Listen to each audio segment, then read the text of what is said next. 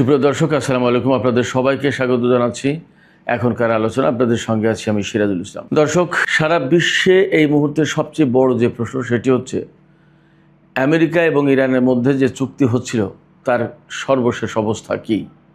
এই চুক্তি কি আদৌ হবে, নাকি ইসরায়েলের স্বার্থে, ইসরায়েলের চাপের কারণে আমেরিকা চুক্তি থেকে পিছিয়ে যাবে? এবং যদি চুক্তি না হয় তাহলে পরিণতি কোথায় গিয়ে দাঁড়াবে? তাহলে কি আমেরিকা এবং ইরানের মধ্যে নতুন করে যুদ্ধ হবে এবং ইসরায়েল সেই যুদ্ধে আবার যোগ দেবে? এবং যদি নতুন করে যুদ্ধ শুরু হয় তাহলে সেই যুদ্ধের ফলাফল আসলে কি হবে এবং এই সংকটের আসলে শেষ কোথায়, সমাধান কোথায়? সুপ্রিয় দর্শক, এই সমস্ত প্রশ্নের জবাব দিতেই মূলত এখনকার এই ভিডিও। আশা করি আপনারা শেষ পর্যন্ত সঙ্গে থাকবেন।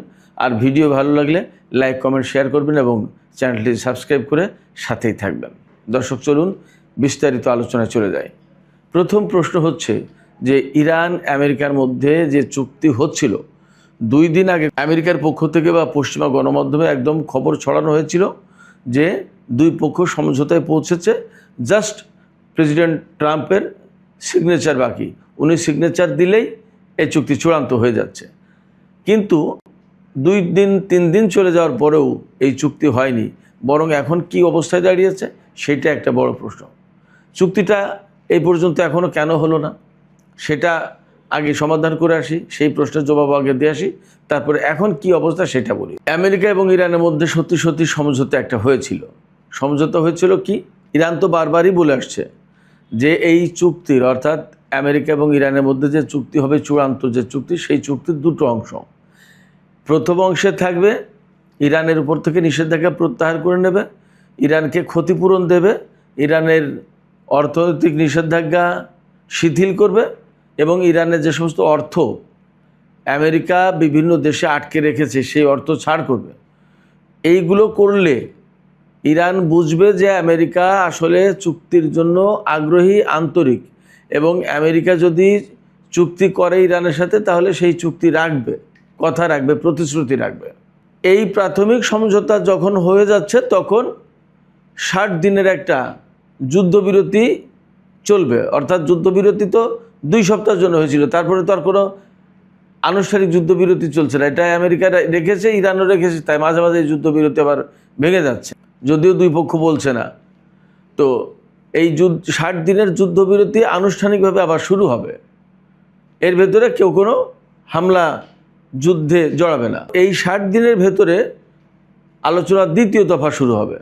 সেই দফায় ইরান পরমাণু কর্মসূচি পালন করতে পারবে কিনা, চালাতে পারবে কিনা, ইরানের হাতে সমৃদ্ধ ইউরেনিয়াম থাকবে কিনা, ইরানের পরমাণু স্থাপনাগুলো সব ধ্বংস করতে হবে নাকি বন্ধ করবে, নাকি আন্তর্জাতিক নজরদারিতে চলবে, কি করবে সেটা নিয়ে আলোচনা হবে।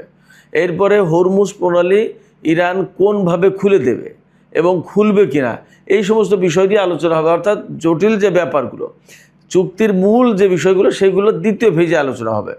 ইরান বারবারই বলছে, এখানে একটা বিষয় খেয়াল করতে হবে, ভুল বোঝার সুযোগ নেই। কিন্তু ইরান বারবার বলছে যে চুক্তির প্রথম যে ধাপ, সমঝোতার প্রথম যে ধাপ, সেই ধাপে আমেরিকাকেই বেসিক্যালি ভূমিকা রাখতে হবে।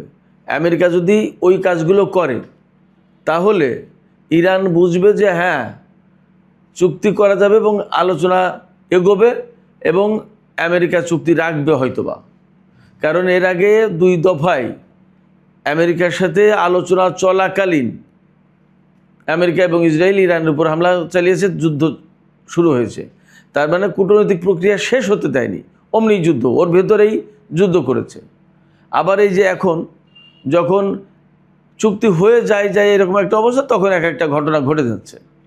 ফলে ইরান এবং আন্তর্জাতিক সম্প্রদায়ের ভেতরে এই শঙ্কা, এই উদ্বেগ রয়েছে বা এই সন্দেহ সংশয় রয়েছে যে আমেরিকা আসলে আলোচনা চায় নাকি চুক্তি চায় নাকি যুদ্ধ চায়, এটা পরিষ্কার না।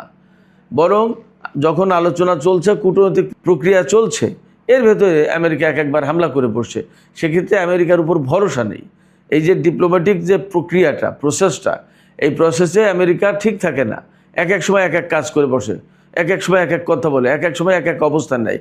একবার বলে আলোচনা, একবার বলে যুদ্ধ, একবার হুমকি দেয়, একবার আবার ইরানের প্রশংসা করে।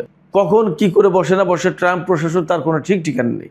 এই জায়গা থেকে ইরান এবং আন্তর্জাতিক সম্প্রদায়ের ভেতরে সন্দেহ আছে।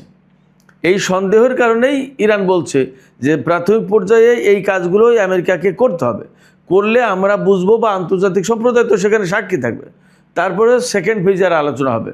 সেকেন্ড ফেজে যদি আলোচনা না হয় তাহলে সেই 60 দিনের চুক্তি তো ভেঙে গেল। ইরান তো আর জোর করে নিতে পারবে না, যদি না হয় সে চুক্তি বাদ যাবে।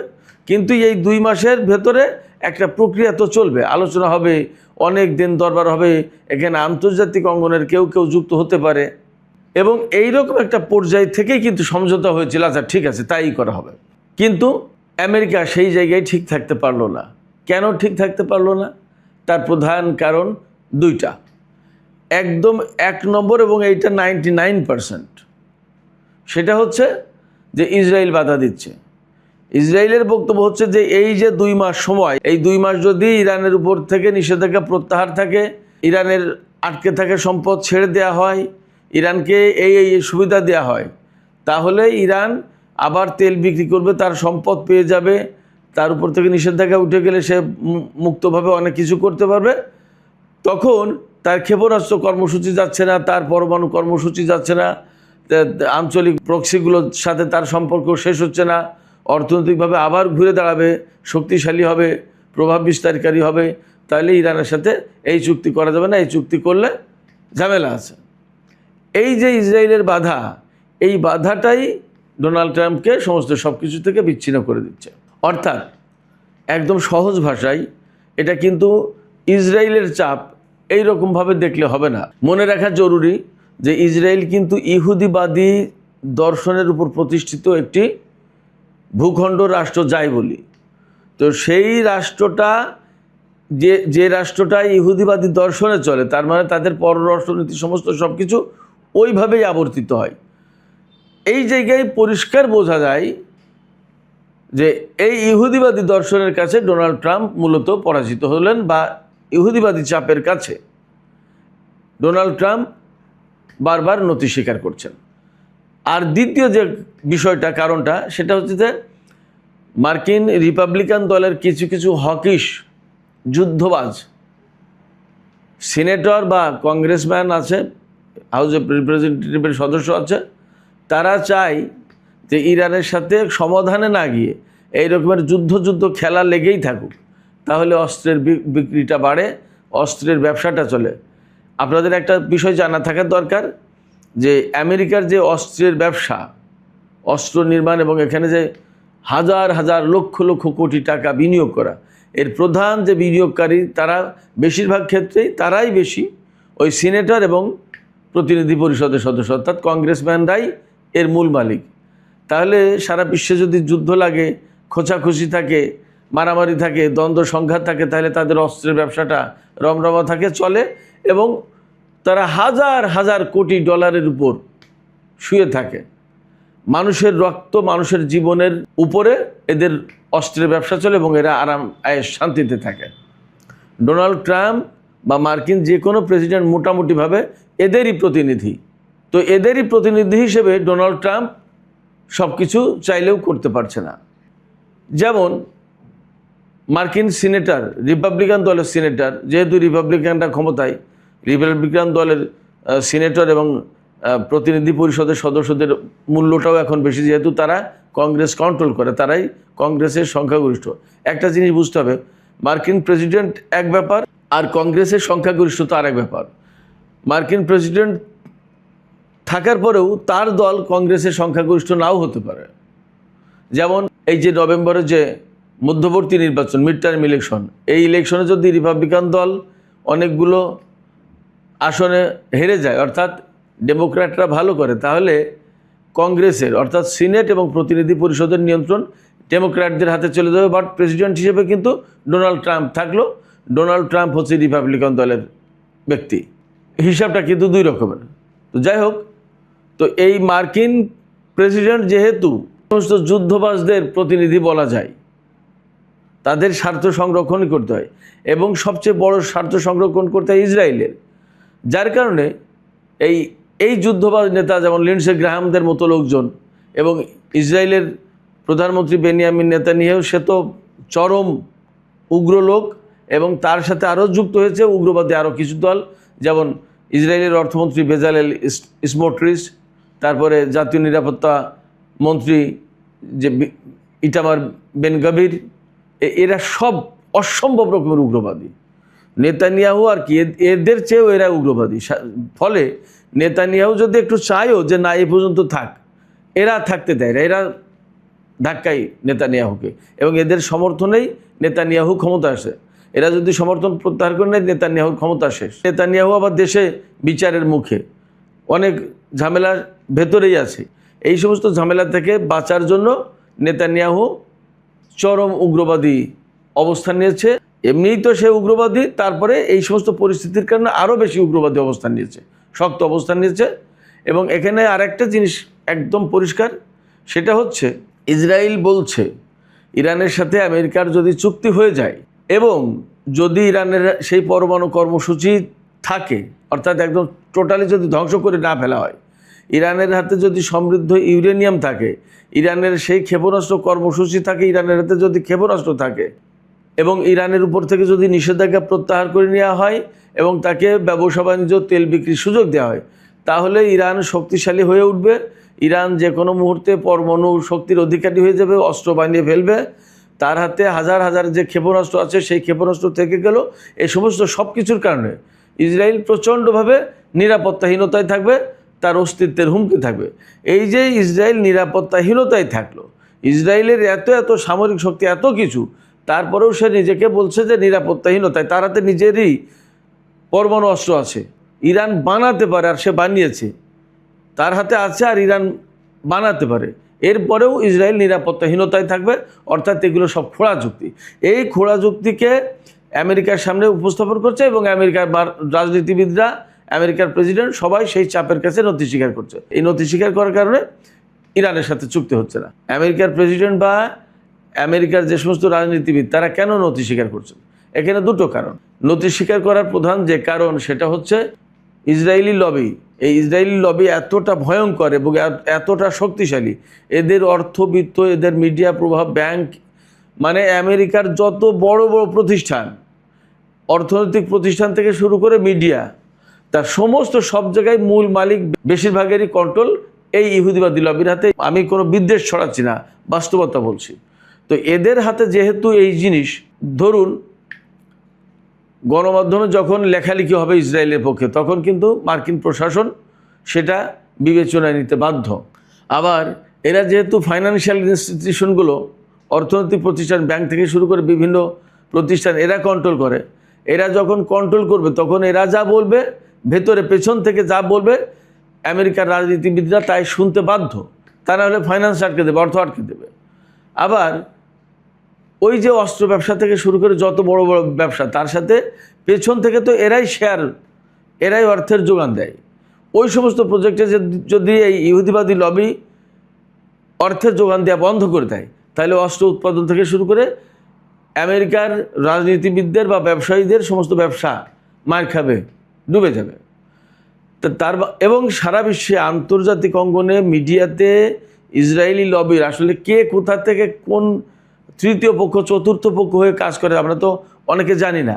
এটা গভীরভাবে যদি খোঁজ করা হয়, ভাবা হয়, চিন্তা করা হয়, তাহলে আস্তে আস্তে আস্তে আস্তে এই ষড়যন্ত্রের, এই ইসরায়েলি প্রভাবের পর্দা ধীরে ধীরে আমাদের চোখের সামনে খুলে যাবে। তখন দেখা যাবে যে সারা বিশ্ব কিভাবে তারা কন্ট্রোল করছে। পুরো বিশ্বে ওদের নেটওয়ার্ক এইভাবে চালু আছে। এই নেটওয়ার্কের বাইরে আমি, আপনি, আমরা কেউই না। এই যে আমরা কথা বলছি, প্রত্যেকটা কথা তাদের কাছে চলে যাচ্ছে। তারা কখনো এই কথা আমলে নেয়, কখনো নেয় না। যখন দেখা যায় এই লোক খুবই বিপজ্জনক, তখন তার বিরুদ্ধে ব্যবস্থা নিয়ে নেয়। যখন দেখা যায় এই লোকের কথায় খুব বড় কোনো প্রভাব নেই, থাক, চলে যাক, ব্যাপার না, চলতে পারে। এতটা ভয়ঙ্কর এই যে এআই প্রযুক্তি, এই যে গুগল, যত যা কিছু, কোনো কিছুই তাদের বাইরে নেই। ফলে মার্কিন রাজনীতিবিদরা, মার্কিন ব্যবসায়ীরা, মার্কিন প্রেসিডেন্ট, মার্কিন বিভিন্ন পর্যায়ের মন্ত্রী, বিভিন্ন কর্মকর্তা, সেনা অফিসার, কেউই এই লবির বাইরে না। এই যে আইপ্যাক, যেটা ইসরায়েলি যে লবি, যেটা এদের বাইরে না। ফলে ইসরায়েল যা বলবে ওটা মূলত আইপ্যাকেরই কথা। আইপ্যাক যা বলবে আমেরিকার রাজনীতিবিদরা, আমেরিকার কংগ্রেসম্যানরা এবং আমেরিকার প্রেসিডেন্ট তা শুনতে বাধ্য। আমি এখানে ছোট্ট একটা তথ্য দিই এই প্রসঙ্গে, সেটা হচ্ছে এই যে আমেরিকার কংগ্রেস অর্থাৎ সিনেট এবং প্রতিনিধি পরিষদ, এই দুই কক্ষ মিলে কিন্তু কংগ্রেস, আমেরিকার কংগ্রেস সিদ্ধান্ত নিয়েছে বা এখানে ডিবেট চলছে ইসরায়েলের নিরাপত্তা এবং প্রতিরক্ষার সাথে আমেরিকার নিরাপত্তা প্রতিরক্ষা একদম মার্জ করে মিশে যাবে, ইন্টিগ্রেটেড করে দেবে। অর্থাৎ নিরাপত্তা এবং প্রতিরক্ষার ম্যাক্সিমাম ক্ষেত্রে ইসরায়েলের যা হবে সেটাই আমেরিকার হবে, আর আমেরিকার যেটা হবে সেটাই ইসরায়েলের হবে। অর্থাৎ ধরুন এআই প্রযুক্তি একটা বানালো আমেরিকা, সেটা ইসরায়েলের হাতে থাকবে, সেটা ইসরায়েলেরও। অর্থাৎ যৌথভাবে সমস্ত সব কিছু করবে, অস্ত্র উৎপাদন থেকে শুরু করে যত প্রযুক্তিগত যত ডেভেলপমেন্ট যা কিছু হবে আমেরিকা এবং ইসরায়েল যৌথভাবে করবে। তার মানে এতদিন যে আলাদা আলাদা যেটুকু ছিল, আমরা তো জানতাম যে আমেরিকার হাতে যে প্রযুক্তিটা সেই প্রযুক্তিটা ইসরায়েলের হাতে আছে, আর ইসরায়েলের হাতে যে প্রযুক্তি আছে সেই প্রযুক্তি আমেরিকার হাতে আছে, এইভাবে তো আমরা জানতাম। কিন্তু এখন একেবারে আনুষ্ঠানিকভাবে প্রাতিষ্ঠানিকভাবে করা হবে। আমি সবসময় বলে আসছি যে ইসরায়েল প্রকৃতপক্ষে স্বাধীন কোনো আলাদা রাষ্ট্র না, এটাই আমেরিকারই একটা অঙ্গরাষ্ট্র, বা আমি তো বলি আমেরিকার একটা স্টেট। ধরুন নিউ ইয়র্ক বা ক্যালিফোর্নিয়া বা ওয়াশিংটন বা টেনেসি বা টেক্সাস যেমন সেপারেট স্টেট, ইসরায়েল একটা স্টেট, অথবা ইসরায়েল হচ্ছে আমেরিকার একটা সামরিক ঘাঁটি, মিলিটারি বেস। তো এখন তো তাই প্রমাণ হচ্ছে, অর্থাৎ ইসরায়েল যা করবে আমেরিকার সেটা, আর আমেরিকা যা করবে ইসরায়েলি সেটা।